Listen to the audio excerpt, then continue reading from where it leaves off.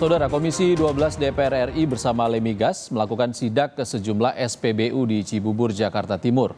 Sidak untuk memastikan kualitas bahan bakar sesuai dengan standar yang ditentukan Ditjen Migas Kementerian SDM.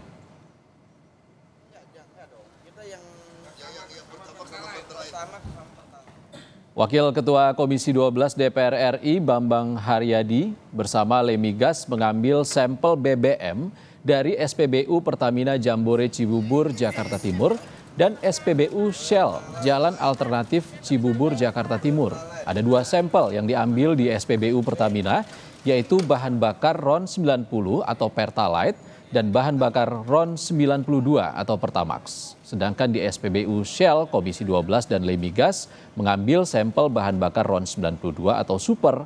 Sampel dari kedua SPBU ini akan diuji dengan alat dari Lemigas untuk memastikan spesifikasinya sesuai dengan standar yang ditentukan Ditjen Migas.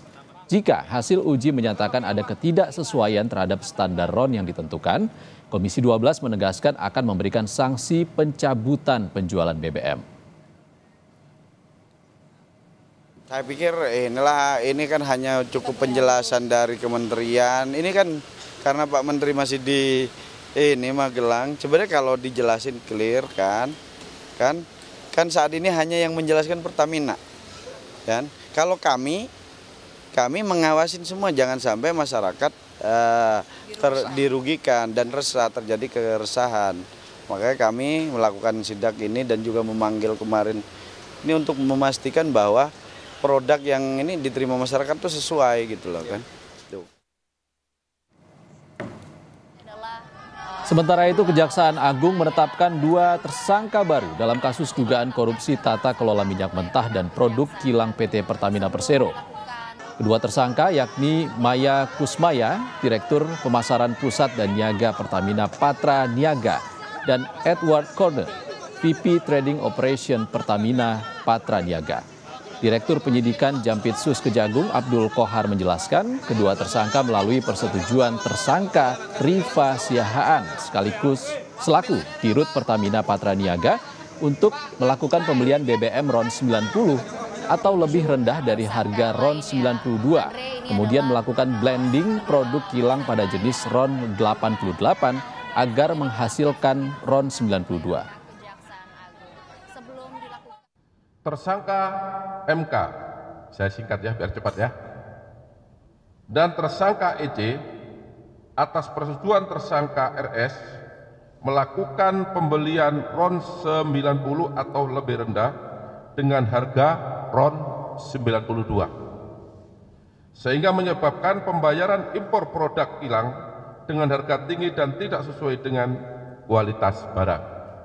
Kemudian tersangka MK memerintahkan dan atau memberikan persetujuan kepada EC untuk melakukan blending produk kilang jenis RON 88 dengan RON 92 agar dapat menghasilkan RON 92 di terminal PT Orbit Terminal Merak milik tersangka MKAR.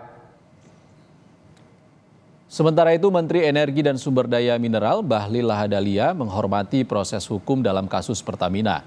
Bahlil mengatakan menurunkan tim untuk memastikan kualitas Pertamax yang dijual Pertamina. Meskipun selama ini menurutnya kualitas Pertamax yang dijual Pertamina telah sesuai dengan kualifikasinya. Harga dan spesifikasi RON 90, 92 atau 98, 95 itu tidak ada masalah.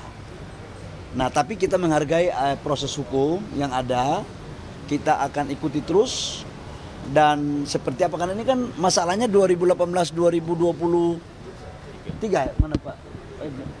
2018-2023. Jadi posisi waktu itu kami belum mengikuti di tahun-tahun itu. Tapi bukan berarti kami tidak harus mendapatkan laporan. Laporan tetap ada terus, ya. Sudah ada memulihkan kepercayaan masyarakat, bagaimana Pak? Ini kan banyak yang terus... Enggak, jangan, mohon maaf ya. Mohon maaf sekali lagi. Rakyat nggak perlu, kami menyarankan, rakyat nggak perlu ragu. Karena sekarang kami tim juga lagi menurunkan ke lapangan untuk mengecek Tapi laporan yang sampai dengan hari ini kami tidak terima bahwa antara apa yang dibeli dengan kualitasnya itu sama. Namun kami akan mengecek lagi supaya betul-betul kita jamin masyarakat membeli harga dengan spek dan kualitas minyak yang sesuai.